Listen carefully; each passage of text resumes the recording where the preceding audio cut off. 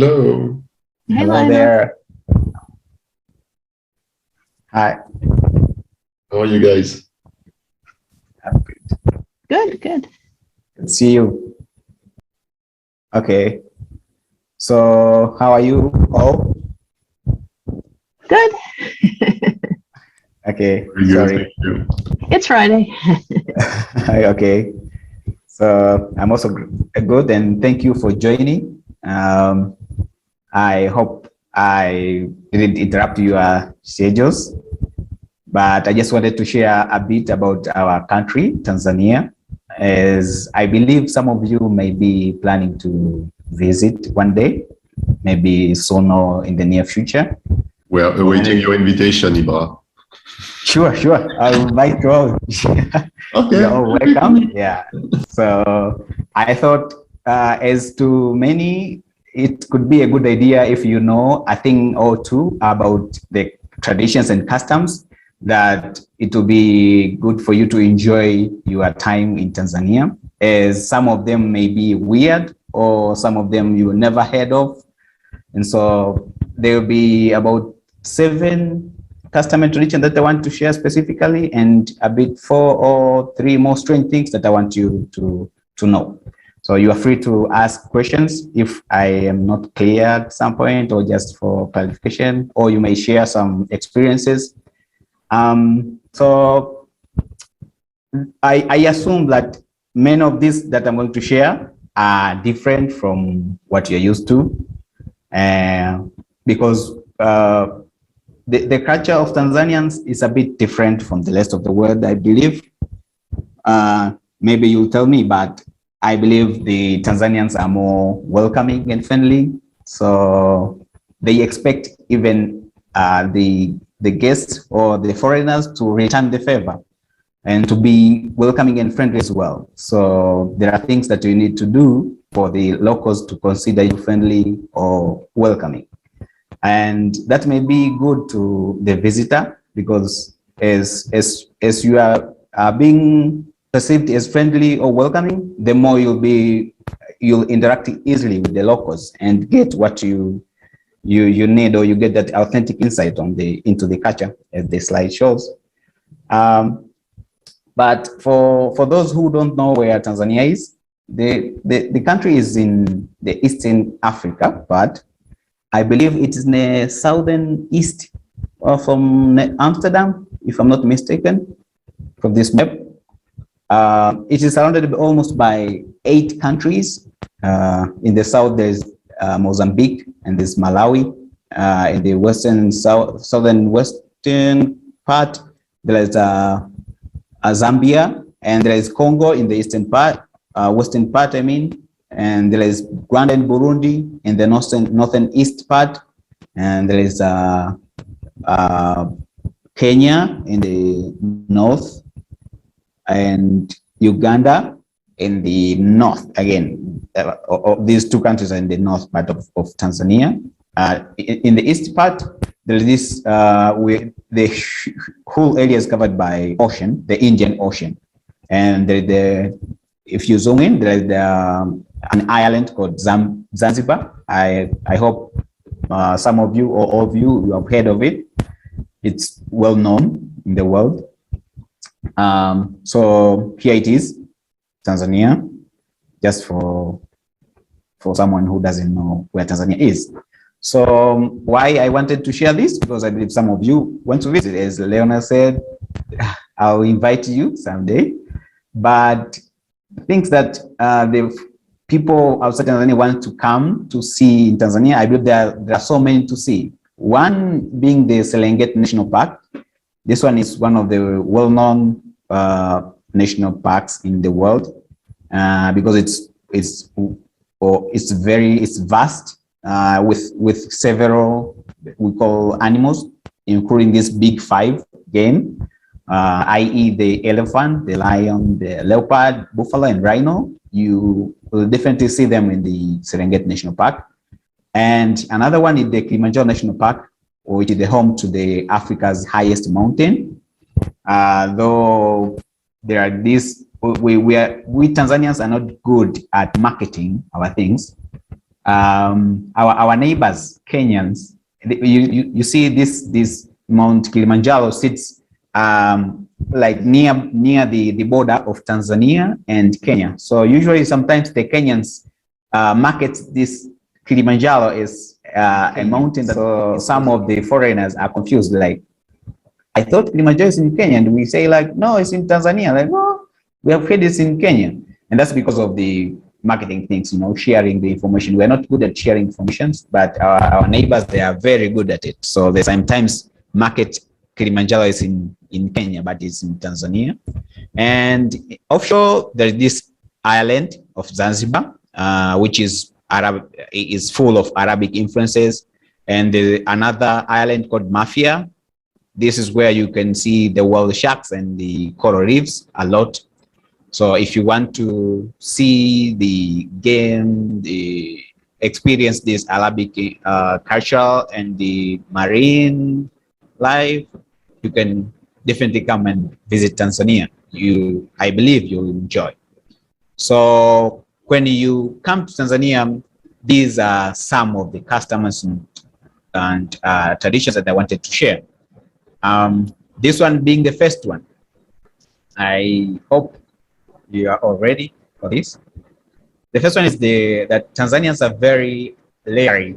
They very rarely get angry. Like you'll definitely see a few Tanzanians along the street angry, or they are with a frown in their face, and you usually see them smiling, especially to the guests. When they see a guest, it's easier to see them frowning at each other or angry at each other, not to the guest.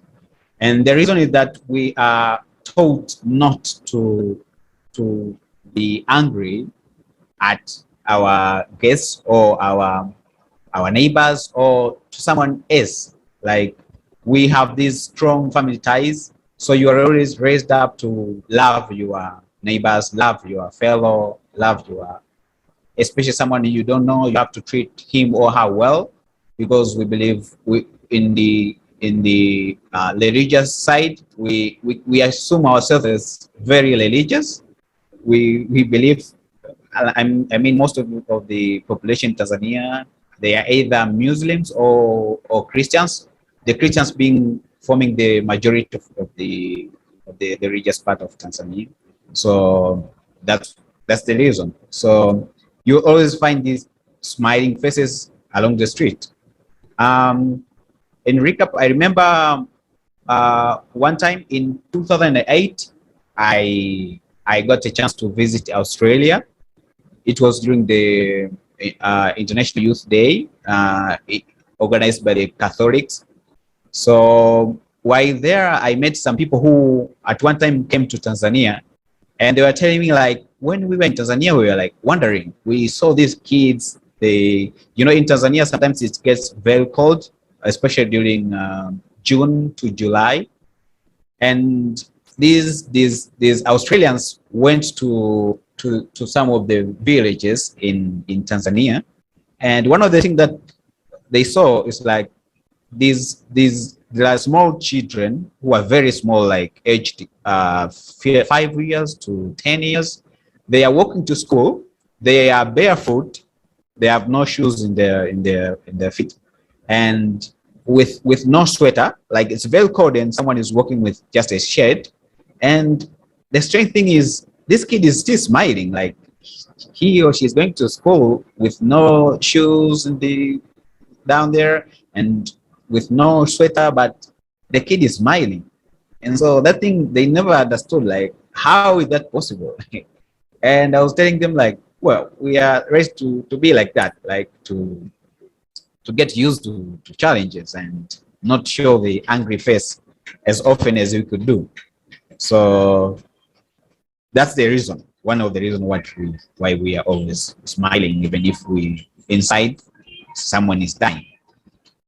Well, another one is sniffing food is a no. Like, why would you sniff food? If you do that in Tanzania, that's considered an insult. There's someone who cooked that food, that's an insult. You should not sniff food in Tanzania. So unless there's a problem with the food that you are given or you're provided, or you have bought somewhere, then you'll be considered rude, or like people get very angry at you. Well, they're not usually angry, but with this, someone will be very angry. Like, why are you sniffing the food? Especially if that food is cooked by some local. You can do that in hotels because they know the culture of someone else from abroad, but the locals won't understand it. Like, why are you sniffing the food? So that's another thing that you need to keep in mind, just in case you come to Tanzania. Another thing, I think this is not solely for Tanzanians, but here, keep your left hand to yourself. Like, we consider the right hand is the good hand, the left hand is the bad hand. Like, you only use the left hand for washing yourself in the bathrooms and doing other things which are considered bad. But if you use the right hand, now that's a good hand. When you greet someone, when you eat, if you receive something, when you are showing something, you should always use your right hand. Your left hand, if you use your right hand, you'll be considered either disrespectful, or like people won't take you serious. Like, why are you using your left hand? I hope for you, Ibra. Yes. Are people allowed to write with the left hand in Tanzania, or only the right one is allowed? Yeah, you are allowed to write, but usually what happens is these people who are born left-handed, they're usually not understood unless later in life. When they are young, assume someone is a pupil attending school, they are always beaten up, assuming like this one is pretending to be left-handed. So it's not something normal. So usually these people are undergo some kind of torture before they're being accepted in the society. Like, and until people agree that you are left-handed, then you have suffered a lot. People don't understand easily. Back in the days, people considered those people who are left-handed like they are cursed. Like, there's something wrong with you. Why are you left-handed? And considering that there are very few people who are left-handed. So I need training because I'm left-handed, and your story resonates with what happened in France in the 50s. My mom was left-handed, and at school they would attach her hand behind the chair. Okay. Yeah. So. Yeah. Yeah. I think the good thing is one of the prominent people in the world, Obama, was left-handed. So at some point that helped people to know, like, oh, so if even Obama is left-handed, then it's a normal thing. It's not something to think it's bad. So yeah, but in the villages, people don't usually watch TV, so they don't see Obama. So there is still stereotype, like thinking people who are left-handed are cursed, or there's something wrong. So you always be forced to use your right hand, even if you are not right-handed. So try to use your right hand, please. Another is don't snog in public. When I visited Australia in 2008, I saw like in the beaches, people are just free doing things that are, as I told you, I went for, it was a what they call pilgrimage, like a religious tour, something like that. So seeing people like kissing in public, hugging in public, it was a first experience for me. I never saw that in Tanzania. And people in Tanzania, especially in Zanzibar, don't expect you to do that in public. Well, they won't do anything, but they will get really angry at you if you do that. Or they will frown at you, like they'll be looking at you with like very fierce eyes. Like, we're not used to that. They expect you to be modest in public, wear clothes that cover most of your body parts, not leave most of the body parts bare.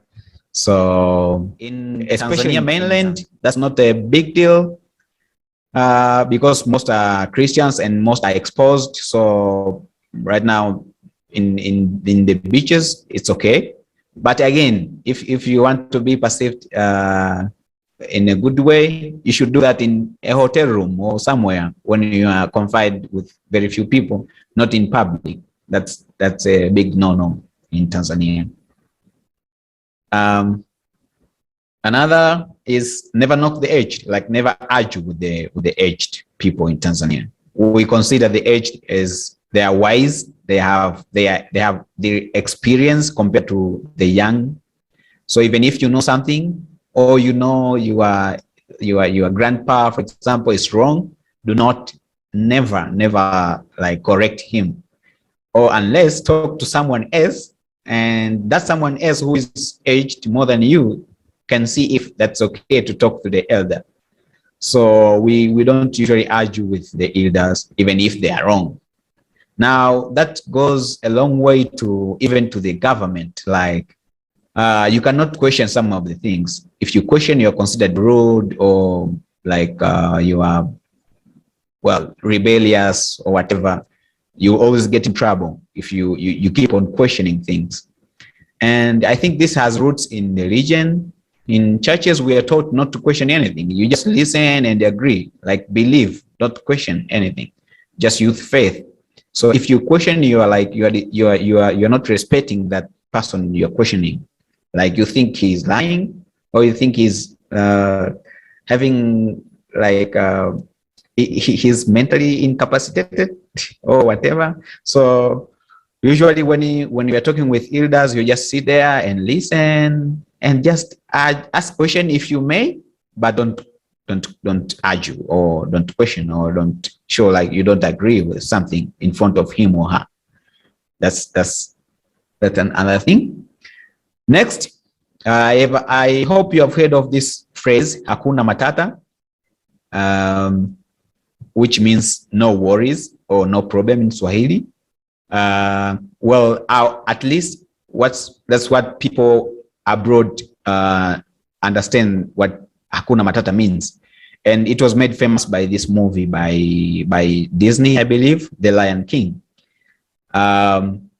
But in Tanzania, hakuna matata has another meaning. So if you go to Zanzibar, that's where this phrase is used a lot.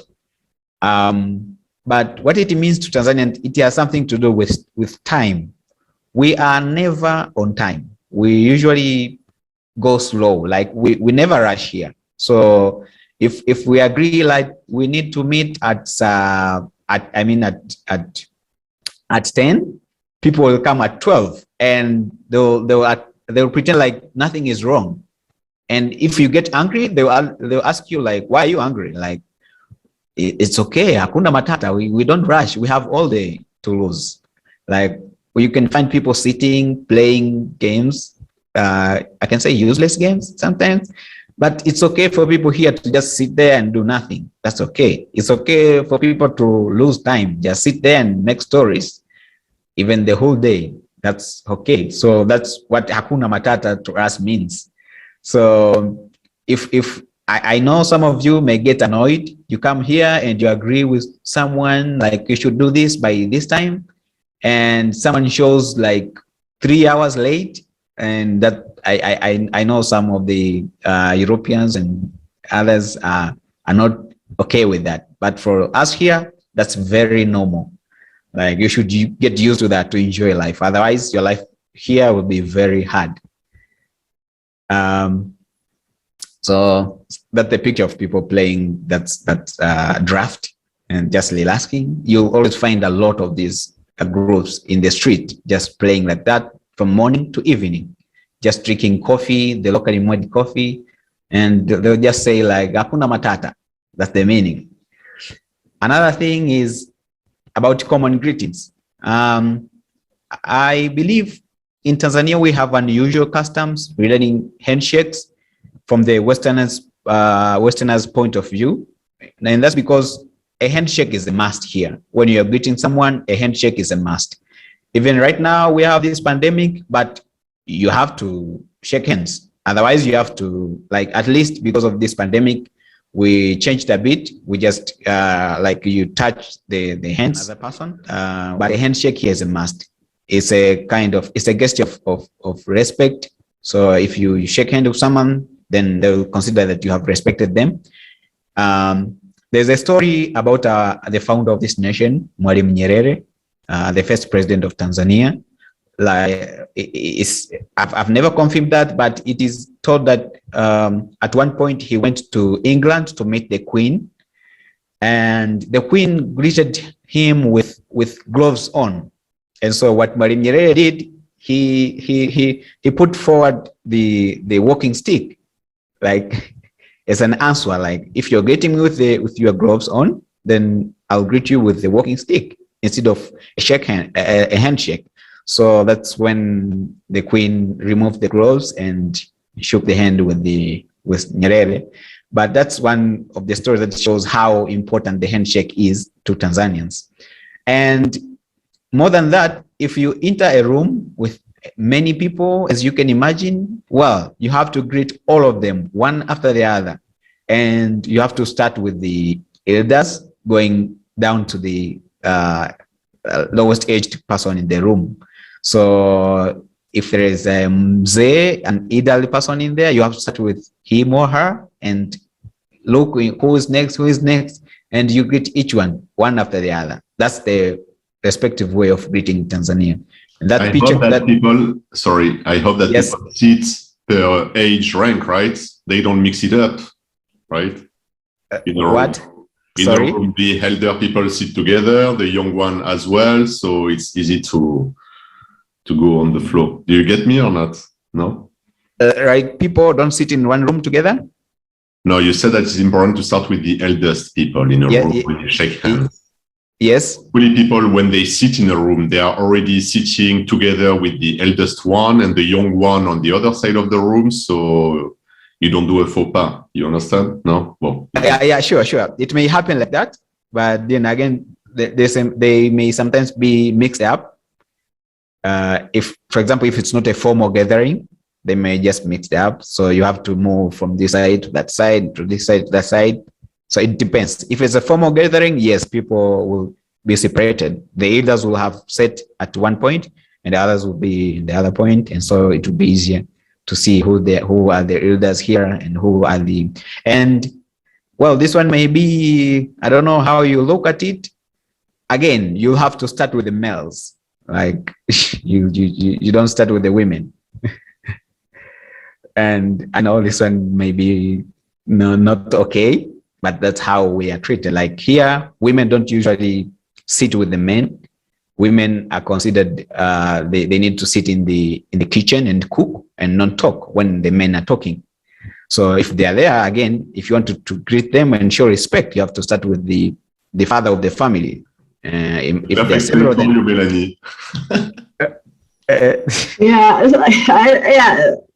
I hope you're taking notes, Ivana. This sounds like a culture clash. Okay. Potential partners. Yeah.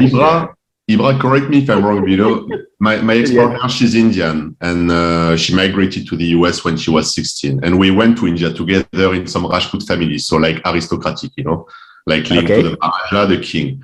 And actually, she was hugging the family in chief, while women would have like dinner separate in another room. So men and women from the same family would not mix. But as she was considered more as a foreigner, it was accepted that she would do something that no local would ever do. You know, like give a hug to the men, the chief family. Yeah. How is it in Tanzania? Is it like kind of the same towards foreigners? More sure. Sure. Yeah, there's this perception about the foreigners, which sometimes may be right or wrong. So they consider you like, some may consider you exposed, and so you know a lot than the locals, and that's why they respect you. They consider you learned, like you are very educated compared to the locals, and so that's the same. Even if you are not a foreigner but you are well educated, you'll get the respect. They even call you mzee. Mzee in Tanzania means someone who is older than the one who is talking. So if they call you mzee, it shows respect. So even if you are young but you are well educated, then they'll say, "Hey, mzee." That shows like they respect you. So you are free to do things that locals do not. But again, they'll talk behind your back, like, "Look at this guy. he's disrespected because of his education. Like he's treating us, he's undermining us because he's educated. What can we do? So they will just submit to you because you are educated, or you're exposed, or you have gone abroad, or as you say, you are a foreigner. So, but it's because they just they cannot do anything about it. They are taught to respect people who are educated or they have money. Now that's a kind of mindset which is like that. So with what you're saying about the women, I mean, just out of curiosity, is there any form of a feminist movement, amongst the locals? I'm not talking the expats and tourists now, but amongst the locals, or are Tanzanians just not busy with such topics? Just out of curiosity. Sorry, can you repeat? I was asking if the local Tanzanians ever think about feminism and and these kinds of topics. Yeah, sure. There are a lot of activists right now that are working on this, trying to change the perceptions and the culture, especially towards women. And especially Tanzania is one of the countries that attended that Beijing, I think there's a Beijing conference that was fighting for 50-50. So here in Tanzania, we have the ruling party. It's called CCM. One of the policies they have with that in the leadership, there must be 50-50, like 50 women, 50 men. And that's all an effort to change the perception towards women. Like women can do things like men.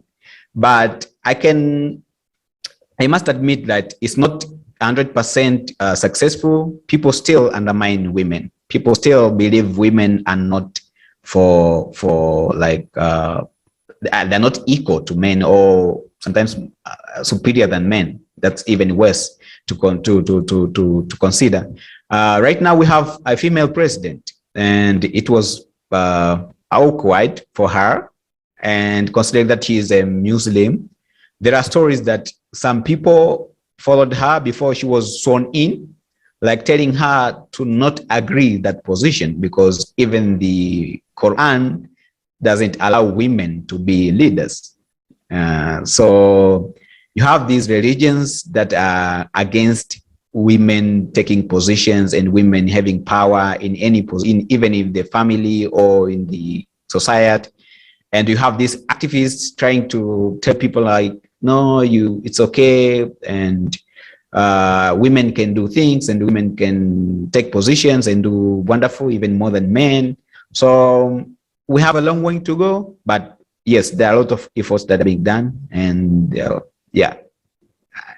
I'm not sure if I've answered properly your question. Yeah, it did. Thank you. Yeah, okay. So again, when you're greeting, remember to start with to put forward your right hand, not left hand. So in general, use left hand do not use left hand for most of the things. If you are receiving gifts, or you should use both of your hands. That shows utmost respect. Or if you use one hand, then touch your right hand with your left hand. Your left hand touch to your right elbow. Maybe I'll show this later, how we can do that, but I hope you understand. Like you put forward your right hand and touch your elbow with the elbow of your right hand with your left hand. So that's how you show respect if you're receiving something from someone. And if you are addressing people here in Tanzania, you should recognize by their professionals. So for example, here I am calling you Melanie, but in Tanzania, that's that's not okay. Like I should not call you by your name, especially your first name. I should call you by your last name, or your honorific title, or your professional or academic title, and then your last name.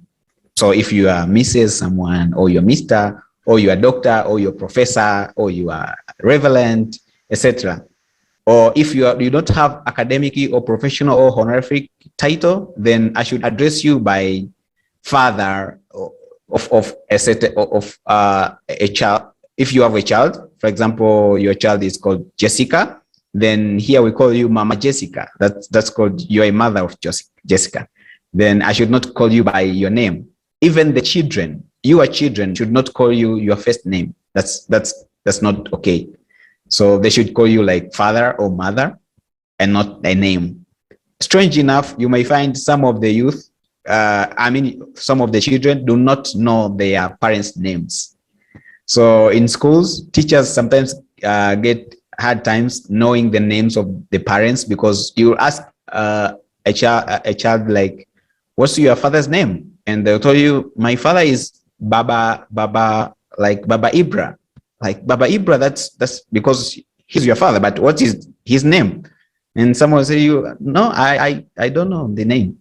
Like, and that's true because they have never heard the name of their parents, the names of their parents, like who will call the first name. So that's reserved for government activities. Like if you are making follow-up of an ID or a document, that's when you'll be asked your real names. Otherwise, we are addressing ourselves by these professional, academy, honorific titles, or these mothers and fathers of children.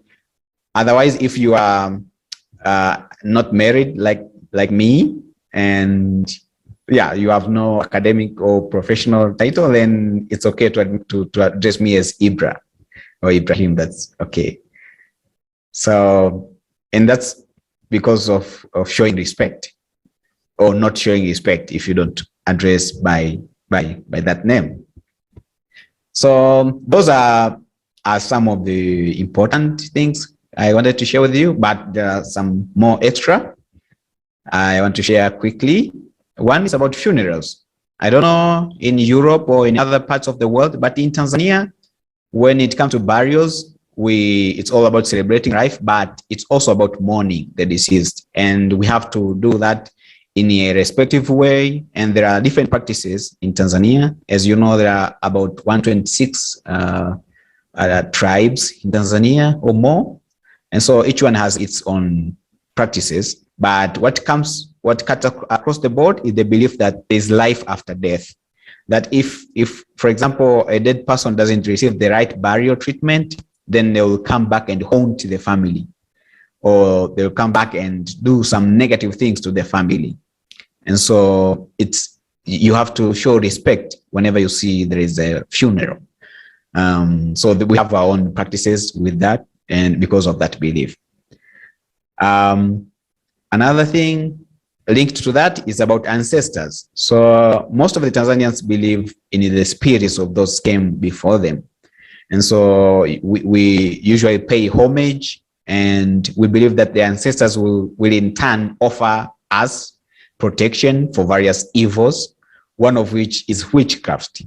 So you'll see people going to these to cemeteries, sending some things, one being the alcohol. So they believe you go with some offering to the tomb, to the cemetery, and to the place where you buried either your parents or your grandparents, and you put your offerings there, if it's alcohol or if it's some flour, and you have to come back the next day. If those things are gone, then it means that offering is accepted. If the things are still there, it means your offering is not accepted, and that means you have done something wrong. And so you have to find either a witch doctor to help you with that, like to know what went wrong. Why did you do wrong to the deceased? And so that's widely believed in Tanzania. And that's why, because then that's the reason witchcraft in Tanzania is in great depth. Talking about witchcraft, I hope some of you have heard a while ago, about 2 years maybe, there are a lot of headlines for people killing the people with albinism, believing that their body parts, they are risky for they can make someone rich. So people were killing their albinos and taking their parts, or it can be hands or legs, and it was horrible. And that's why it was a lot of homes were started which giving shelter to these albinos because of this bad thing that was happening, and it spread up to Uganda. This trend of people killing the albinos and taking their body parts, believing that if they do some things with those body parts, they can get rich quick. But this goes in two ways. Like, again, there are those who don't believe in these practices, and so they target these witches, and that's why they kill them. And so by the statistics show that in 2011, over 600 people were killed because they were linked to witchcraft, like they were considered like they are witches. And between that year and 2018, a total of 3,000 practitioners were murdered because of this witchcraft. And so we have these like two sides in Tanzania, those who are believing in witchcraft and those who are not believing in witchcraft. I was talking, I don't remember, someone in this cohort is doing a project on these alternative medicines, I think. I don't remember who was it. Yosha. Yeah, sure. So I was sharing with her, like, in Tanzania, that's we don't say it's alternative medicine. We just consider it like witchcraft, and some of people will like look at you in a bad eye, like you are a witch. Why are you preaching the alternative medicine? Especially those who are considering themselves like very religious. They don't allow this kind of alternative medicines. They just agree with the normal medicine like provided by the hospitals. So yeah, but this again, there are some foreigners who come to Tanzania to seek these treatments, and say, and so there is a huge number of con men who present themselves as practitioners of alternative medicine, but they are not. So they're just there for money, and so it's good to watch out if someone is really looking for this kind of treatments in Tanzania. Another thing, and this be my final one, I think, it's about taking snaps. So you have come from abroad with your camera, very nice, and you want to keep the memories, but please don't just take photos everywhere, especially if you are in the areas where there are some tribes like Maasai. I hope you know the Maasais. They believe these photos are stealing their souls. So unless you ask for the photo, like, can I take a photo with you? Then people will get very angry sometimes, and it may put you in trouble. Some people may even hurt you. So you have to ask permission before taking photos anywhere. So even we natives, we are not allowed to take photos in some of the areas.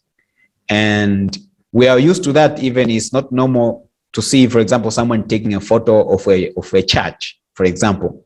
People will always ask you, why are you taking a photo?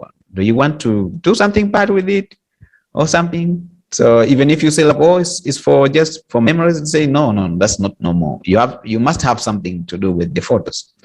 So we don't usually have the positive perception about someone taking a photo of us without asking permission.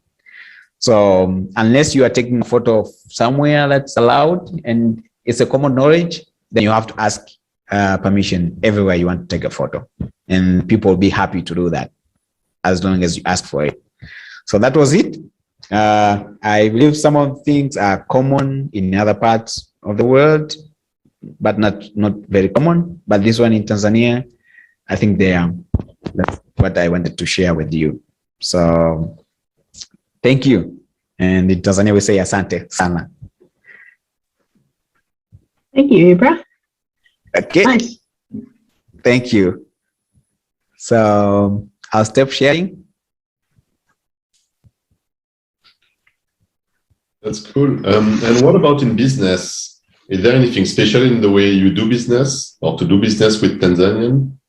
Yeah, sure. For example, where I am in the southern part of Tanzania, people always buy from someone who they know. So it's more about trust. They won't buy if they don't know you, even if you have the best service or the best product. So unless they know you, they won't buy from you. So the first thing you have to do, make sure people trust you in any way you can. So it's either by attending the community gathering or by doing something good for the community or interacting with them. That's when they will come and buy from you. So they're always suspicious. That's why, sorry to say this, but even our former president was very against the vaccines because we believe the foreigners have bad intentions to us, like they want to kill us. So people are always like that, thinking like someone want to kill you, want to take your position, or they want to take away our precious resources that we have, the minerals, etc. So that goes down even to individuals. They always believe someone is like, they don't trust anyone they don't know. So, and another thing is we don't have startups here in Tanzania.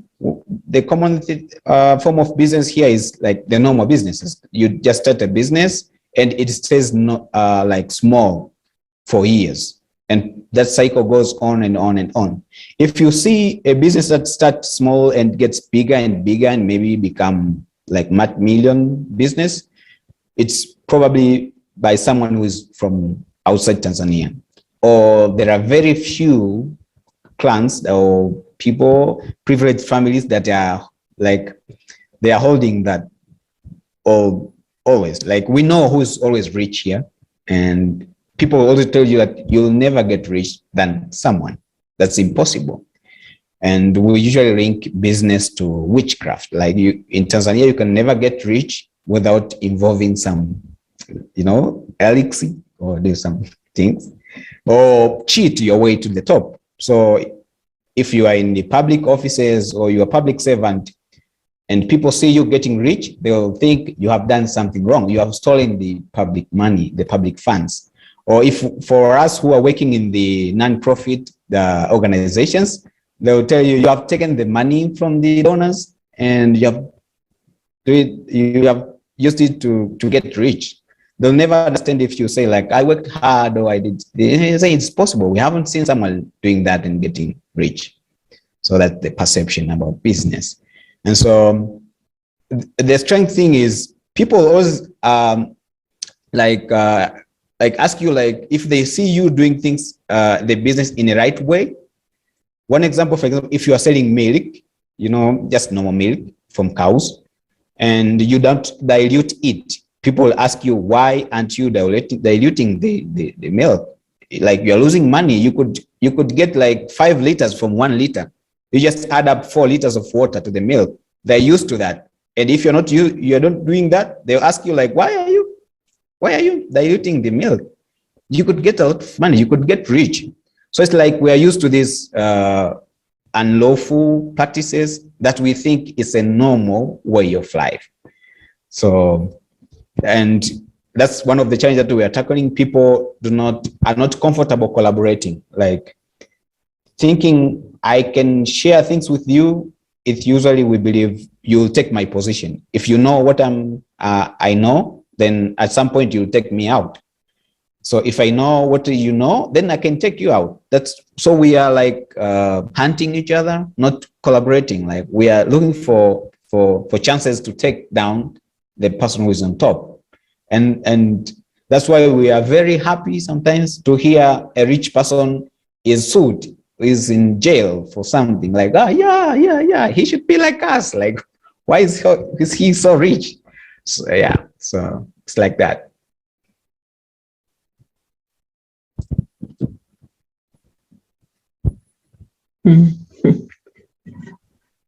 Wow, that's really interesting. I can imagine probably there's some amount of overlap with the West with that as well. It's just that we wouldn't admit it. Yeah. Sure. It's more undertones than explicit, but sure. And maybe another thing that I didn't say, when you're taking pictures, if you ask for permission, probably people will think you have money, and they will expect some money from you, and maybe they will ask for it. Like, are you taking for free, or you're giving us something? Because we think people from abroad have money, a lot of money, to give it for free. So if they see, we call foreigners mzungu. A mzungu is a white person. So we think a white person has money to provide for free. And so if you don't give money for free, and so they will ask you, they'll start asking each other, is this a real mzungu? Is this a real white person? Because he's not giving out money. Why? He's so frugal. This is not a white person. There's something wrong about this. It happened a lot to my colleague Unai. He was invited to several occasions, people believing when he goes there, he'll provide them with a lot of money. And so when he just sit there and giving nothing, they are like, oh, this is not a mzungu. This guy is not a real mzungu. So that's just a perception, and people will always expect money or something from you. So I was confused when I went in Australia. We were representing the Catholic parish of where I am. And while there, we were on the way back, we were given some prizes to present to our fellows in Tanzania. And one of the presents was for the bishop. And it was this big doll of kangaroo. You know, the kangaroos are in Australia. And so we were given the big kangaroo, like this one is for bishop. And I was like, are you sending a doll to a bishop? That's strange. I expected just you could give money to send to the bishop. Like, we consider a doll is not a gift or anything else more than money. We value money over everything else. So it's always manifest, other things follow. So that's the way we are raised. So unless you are exposed and you know a lot of things, people, you always think like that. So it's all about money, money, money, money. Yeah. Can I ask you something? Yes. I was wondering how is Unai perceived there? Yes. Unai, well, Unai is, you know, Unai, this guy who is like most of you, follows the rules, like follows the agreements. If you agree on something, then you have to do like what you agreed, how you agreed. Like, but that's for here, we'll agree on something, and I'll be the one who is breaking the agreement, going against the agreement, and then I'll be the one to look at you and say, like, Unai, what's wrong with you? Like, why are you angry? So Unai is considered rebellious because of that. Like, wow, this guy is always like wants things to go his way. And Unai is like, no, not my way. I want things to go the way we agreed. And so that's one thing that people won't understand Unai. Otherwise, like, we are used to just sit there and chat. Like, if we go to the office, like I said, hakuna matata, we just start talking, making stories, not doing the job, and the day goes off, we just sign off and just go away. And so he's there working, and keeping track of time, keeping track of productivity, and making follow-up and asking questions, and people are just making stories and not giving feedback to him. And so he's always very angry, like, these guys are losing time, but they are paid. And so they don't understand him, like, why are you working so hard? For what? Like, this money are just there. And so there are a lot of differences in the culture and the everyday practices that are making people don't understand, like Unai.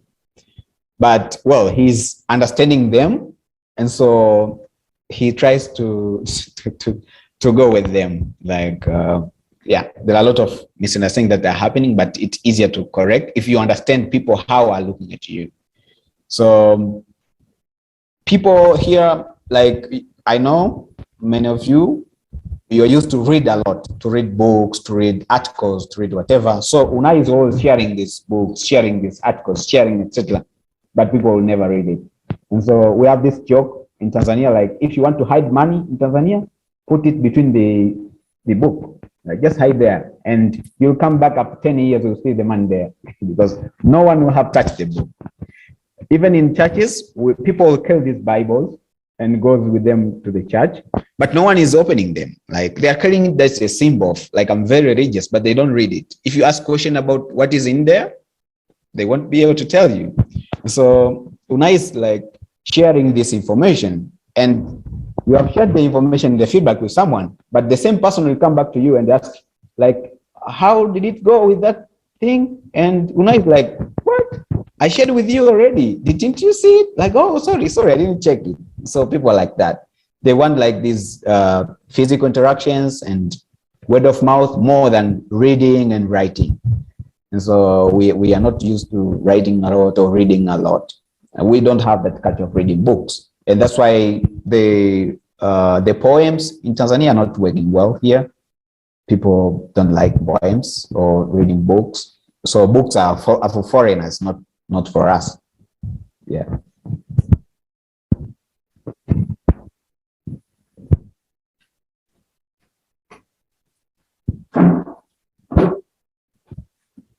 Thank you so much. No more question from me, but quite insightful and immersive. So interesting. Yeah. Thank you. I really welcome. enjoyed this presentation. So thank you so much, Ibra, for giving us a look into your culture. So All thank right. you. Thanks a lot. Thanks a lot. You're welcome. Same Karibu here. sana, Many Tanzania. thanks. Okay. Thanks a lot. Anytime. All right, I well, send take you an care. article or two, Ibra. Okay. Okay. Sawa, karibu. That's sawa, it's okay. Or it's like, all right, sawa. You say sawa. So sometimes I forget and I mix up like the Swahili and English. Sorry. Great. So thank you so much. And yeah, we'll see you guys, I guess, on Tuesday. And I'll see you later. So, Yeah. Yeah. all right. Take care then. All right. Bye. All right. Bye. Thank you.